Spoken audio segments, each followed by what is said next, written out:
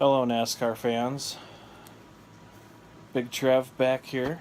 Going to review and analyze the Folds of Honor QuikTrip 500 for the NASCAR Cup Series. I just feel like saying the NASCAR Cup Series is a lot less than having to say, the rest of all that stuff. So, the Folds of Honor QuikTrip 500, Atlanta Motor Speedway, Hampton, Georgia. 325 laps, 501 miles to be exact. The race summary featured 6 cautions for 32 laps, 5 lead changes. The average speed was 140.898 miles per hour because of the cautions and the stage, just how the stage is and all that played out too. So 17 cars finished on the lead lap, so there was a lot of green, even though he had 6 cautions. It's a lot of green flag runs. NASCAR's most popular driver, Dale Earnhardt Jr., finished 30th, 5 laps down. He had some tire problems early and got off sequence under green, and one of the stages ended and he got trapped 2 laps down, and from there his day just spiraled out of control from there. He had some pit road problems as well. Matt Kenseth was too fast entering pit road on the first cycle of green flag stops. He spent most of his day a lap or more down and came back to finish third. So there were 12 pit road speeding penalties. One of the pit road speeding penalties, unfortunately, ended Kevin Harvick's day, basically, because he was leading, he was dominating, and Kevin Harvick won stage 1 and 2. He led a race high 293 laps out of 325. Finished 9th on the lead lap, but with 15 laps to go, caution came out due to Austin Dillon having a battery problem, and he did not come in the pits. And why he didn't come in the pits is beyond me, but it did change the complexion of the race, for the worse for the 4 team. But so they came down pit road, and when they came in, he was too fast entering, and he even admitted in his post-race interview that he was just too fast, and he had problems getting out of his pit stall, spinning the tires. So instead of that, he had to pick up the speed a little bit. Ryan Newman also had a penalty with about 40 laps to go. There was a pit stop, and he had too many men over the wall, although one of the guys wasn't actually over the wall. They showed a replay of it, and there was a break in the wall, and one of the crew guys came over that, and they deemed he was over the wall too soon.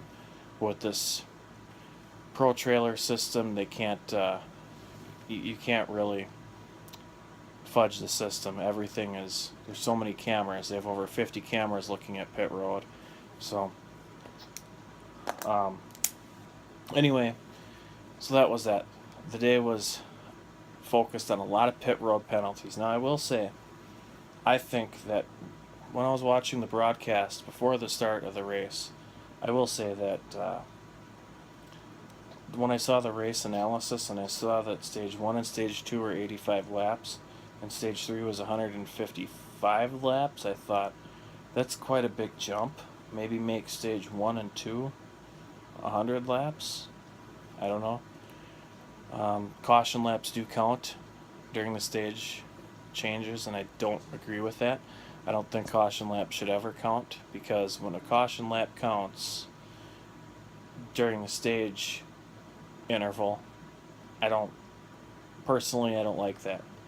But anyway, so we had a lot of waiver rounds too.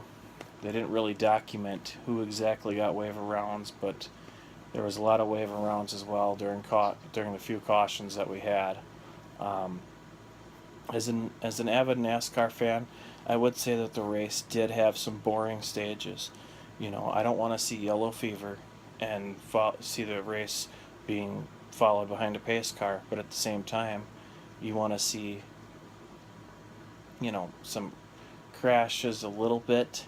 You don't want to see anybody wreck and get hurt, but you want to see a little bit of rubbing, racing, maybe a little wrecking, maybe a little fender bending, whatever. You know, wreckers or checkers. But it just seemed like it just wasn't. It didn't just, it wasn't. Atlanta's not that exciting. Sure, there's exciting finishes there in the past, but nowadays these mile and a halves, they just get this green flag run to them, and whoever is in the lead just checks out usually. And Mike Harvick at one point today had over a 5.5 second lead on second place, and I just think that that's not really racing. When the fifth place guy is over 11 seconds behind the leader, that's not racing. That's just, you're just riding, waiting for a debris caution, waiting for that, tire to blow or something, someone's engine to blow, and NASCAR to throw the caution. So, really, as a fan, not really digging these mile and a halves. And next week at Las Vegas, we got another one. And then after that, we have Phoenix. Phoenix is a little bit better usually, but it still sometimes gets a green flag run to it, and it's just like, ugh. And then we have Auto Club Speedway, which is a sister track to Michigan and Fontana, California. And that track, same thing. Just lots of green, green, green. I really think that if NASCAR wants to bring more fans to the sport, they should probably start bringing back a little bit more short tracks, or maybe even add a couple road courses in. Would it really hurt to have a few more road courses? Take maybe Atlanta out or Vegas out and put a different, road course in there. Sure, we may need Auto Club Speedway in Michigan here and there or whatever, but still, take away some of these mile and a halves. But I'm sorry, I'm just getting a little bit off subject. I'm supposed to be analyzing the race. Anyway, so that was my take on that. Today, just the race, you just kind of, I almost lost interest in it. And as big as a NASCAR fan that I am, that's kind of sad if you kind of lose interest. Sure, you know that every caution that came out today, you were going to see pit stops because of the abrasive race surface, and they're going to be redoing Atlanta. They're going to repave it and everything. It's by next year, 2018, when they race there, there's going to be a new racing surface. So Kevin Harvick is the points leader.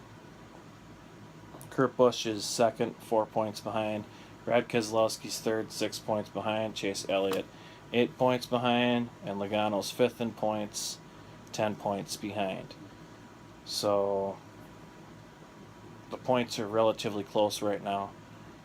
And I imagine that's just due to we've only had 2 races. And but I will say, just goes to show you that those stage wins can really help you lead the overall points.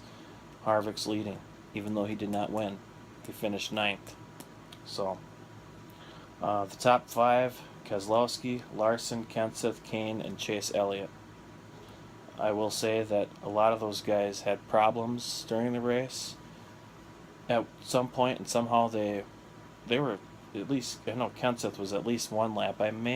Thought I saw the ticker say he was 2 laps down at one point. I wasn't sure, but Casey Kane was back there too, and Chase Elliott, he was pretty consistent, but it just seemed like to me that once Kevin Harvick had that pit road penalty, it was anybody's race, and it was Brad Keselowski who capitalized.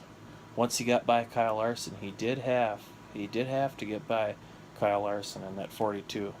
Kyle Larson was pretty strong, and he changed his line, and Keselowski said, nope, I'm going to the low side.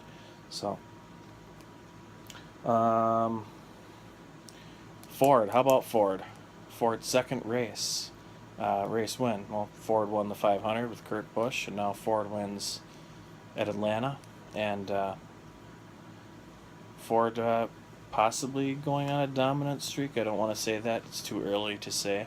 If they get a couple more wins here in the next couple weeks or so, I would kind of say yes, they're coming strong out of the gates for 2017. So, but I will say that Stewart-Haas going to Ford may have something to do with that too, because it just, I never saw Harvick going to Ford to begin with, but Ford really could be onto something this year. Have to watch them, whether it's Penske or Stewart-Haas. So, but anyway, so my analysis of the race overall, I'm gonna have to give it probably a 3 or a 4 out of 10, honestly, because it was just boring. And then the broadcast too.